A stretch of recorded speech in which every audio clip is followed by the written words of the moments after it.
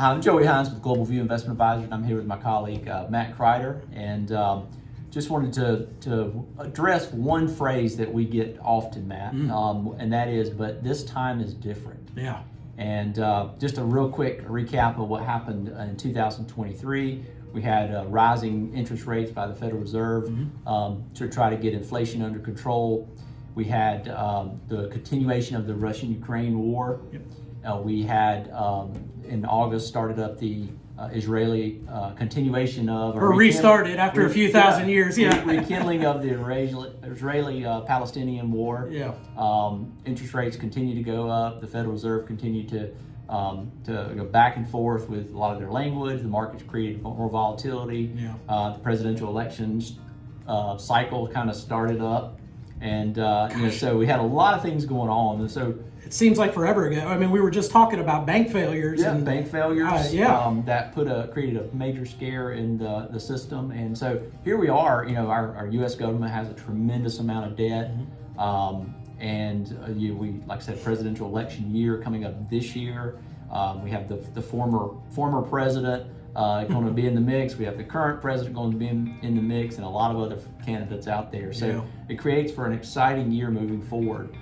So when we hear the phrase, but this time is different, is it?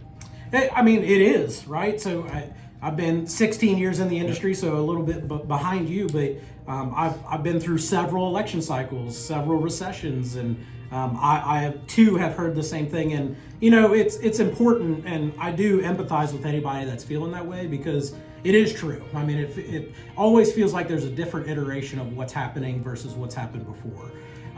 However, it can also be deceptive to say that, because there's also been a lot of things that have occurred in the past that aren't occurring today, that we made it through those things somehow, right? I think you mentioned political discourse. I mean, we've literally in our history had a vice president have a gun duel in the middle of the street, Aaron Burr and Alexander Hamilton. So, I mean, we don't see that going on today. And that's about as discourse as it gets. So, I think it's important for us to focus on the things that we can control.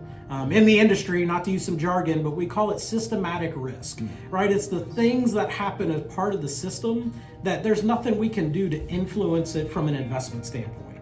So there is, at some point, you have to let things be, but also manage the things that you can manage. And that's what we focus on with our clients. But there are a couple things that I have found helpful, and I'll share them with you as we go through conversations and just drawing on the experience that I've had having these conversations. So two things. One is, when we say this time is different, what time are you talking about? So Matt, this year. Oh, well, of course. But time is also relative to the individual we're talking to, right? So if you're a retiree and you don't think that you're going to live another 20 years, well, that time period is different than somebody who's 30 years old and is nowhere near retirement and has a long life ahead of them. So we obviously want to handle both of those different, but I want to give you a few statistics to think about when you find yourself saying that. Is just thinking about a 60-40 portfolio. So that's considered the bellwether portfolio of kind of go anywhere type investment. And if you look going all the way back as far as market history goes, if you look at any given year, the market, there's a 24% odds that the market ended that year negative than when it started. So it went down, right? Nobody likes to see their accounts go down, but if you've been investing for a period of time, that's part of the game.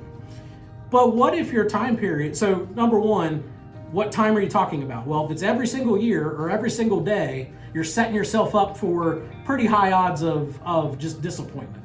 But what if we stretch that out to even a 5-year horizon? So 5 years.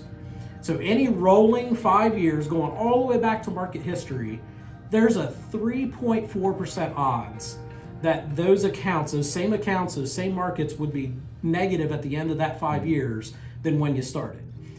3.5% versus 25% is a big difference, right? So when you say what time am I looking at, and if you stretch it out to 10 years, it's less than 1%. It's almost none of the time has it been negative on a rolling 10-year period. So we want to focus in on what time period is relevant to you as an individual.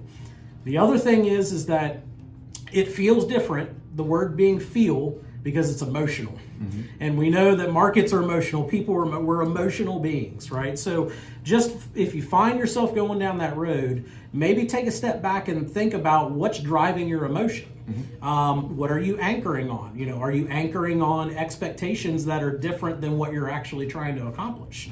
Are you giving too much weight to the information that recently came to you versus all the other information that's out there that may not confirm what you feel about what's going on, right? So having that confirmation bias. And that's, that is everybody's issue. Even us doing this day to day, we all struggle with putting our emotions aside and allowing the information to drive our decisions. Yes. And I just want to emphasize what you said, emotions. We have to be careful not to let our emotions drive our decision making. Yeah. And then also we're fed so much information, social media, the internet, the news, and I've made a personal decision to try to eliminate and minimize as much of that as possible because I don't want to be fed. And of course with social media, we're fed what we look at, we're fed more and more and more of. Right. So it just compounds our emotions, and we don't want to react emotionally and make decisions based on that. That's right. Thank you, Matt. Appreciate it. Absolutely. Thank you.